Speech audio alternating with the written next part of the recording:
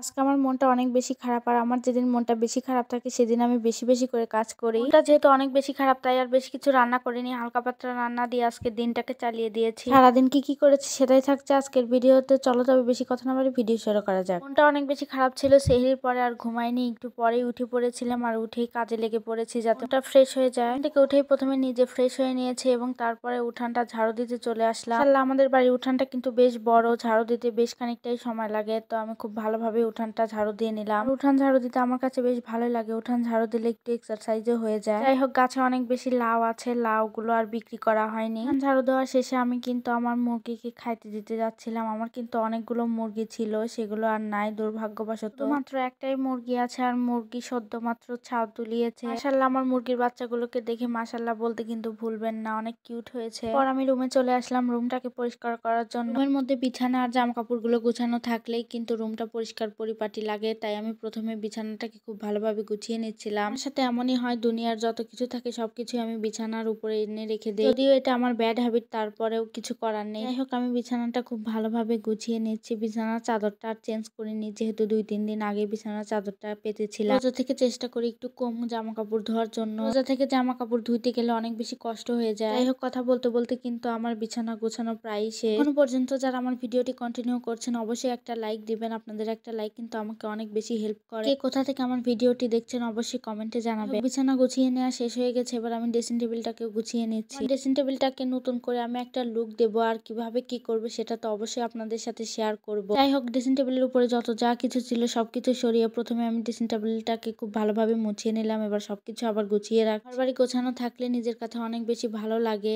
নিজের কুড়ে ঘরটাকে নিজের সাধ্য অনুযায়ী গুছিয়ে রাখার চেষ্টা করি। কথা বলতে বলতে আমার ড্রেসিং টেবিলটা প্রায় গুছিয়ে নেওয়া শেষ হয়ে গেছে। এরপর আমি আমার ওয়ারড্রোবের উপরটা গুছিয়ে নিচ্ছি। ওয়ারড্রোবের উপরে তো সবকিছু রেখে দিয়েছিলাম, কিছু সরিয়ে নিয়ে এবার কিন্তু আমি ওয়ারড্রোবটাও মুছে নিচ্ছি খুব ভালো করে। এরপর সবকিছু মোছামুছির কাজ শেষে ঘরটা ঝাড়ু দিয়ে ঘরটাও মুছে নিয়েছিলাম। পরে গোসল নামা শেষ করে একবারে রান্নায় চলে এসেছি। মনটা অনেক বেশি খারাপ ছিল, তাই আর তেমন কিছু রান্না করিনি, সাধারণ রান্না বান্নাই করে নিয়েছি। এখানে প্রথমেই সবজি দিয়ে কাতল মাছ রান্না করে নেব। এভাবে হালকা মশলায় সবজি দিয়ে মাছের ঝোল আমার পরিবারের সবাই খুব পছন্দ করে। এভাবে হালকা মশলার তরকারি খেতে কে কে পছন্দ করেন অবশ্যই কমেন্টে জানাতে পারে। রান্নার শুরুতেই আমি একটা ফোড়ন করে নিয়েছি, পেঁয়াজ মরিচ আর হালকা জিরা দিয়ে ভেজে বেটে নেব। তারপর মাছগুলোকে ভেজে নিতে হবে। মাছ ভাজা হয়ে গেলে একই তেলে আগে থেকে বেটে রাখা মশলাটা দিয়ে দিতে হবে। মশলাটা দিয়ে খুব ভালোভাবে কষিয়ে নিতে হবে। কষিয়ে নেওয়ার পর এখানে গুঁড়া মশলা ব্যবহার করতে হবে। মশলার মধ্যে আমি এখানে ব্যবহার করেছি হলুদের গুঁড়া, মরিচের গুঁড়া, আর এখানে আমি ব্যবহার করেছি ধনিয়ার গুঁড়া। এন্ড লাস্টে দিয়ে দিতে হবে পরিমাণ মতো লবণ। মশলাটাকে আরো কিছুক্ষণ ধরে কষিয়ে নেওয়ার পর এখানে তেল ভেসে উঠলে উপর থেকে দিয়ে দিতে হবে টমেটো কুচি। টমেটো দেওয়ার পর হালকা নেড়ে চেড়ে এখানে অ্যাড করে দিতে হবে কিন্তু আমাদের সেই সবজিগুলো। সবজির মধ্যে আমি এখানে আলু, পটল আর ভেন্ডি ব্যবহার করেছি। আপনারা চাইলে আপনাদের পছন্দ মতো সবজি দিয়েও রান্নাটা করে নিতে পারেন।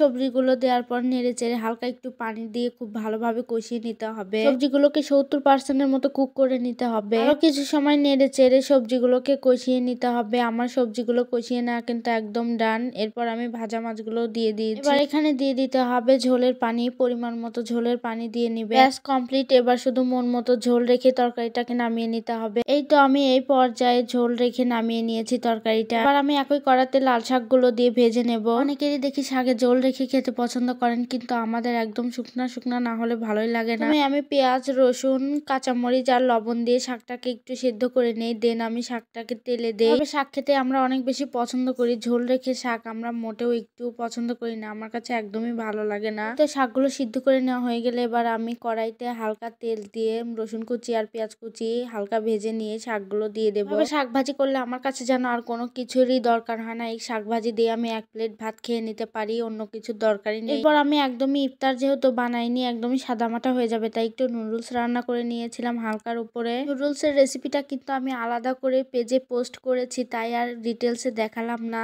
যদি রেসিপিটা চান অবশ্যই দেখে নিতে পারেন। যাই হোক, নুডলসটা খেতে কিন্তু অসম্ভব মজা হয়েছিল। এভাবে সিম্পল ভাবে নুডলস রান্না করলে কিন্তু খেতে দুর্দান্ত হয়। আমার ভিডিওগুলো আপনাদের কাছে কেমন লাগে সেটা কিন্তু ছোট্ট একটা কমেন্টের মাধ্যমে আমাকে জানাতে পারে। যাই হোক, আজকে এখান থেকে বিদায় নিচ্ছি, ফিরে আসবো অন্য কোনো ভিডিও নিয়ে। আল্লাহ হাফেজ, আসসালামু আলাইকুম।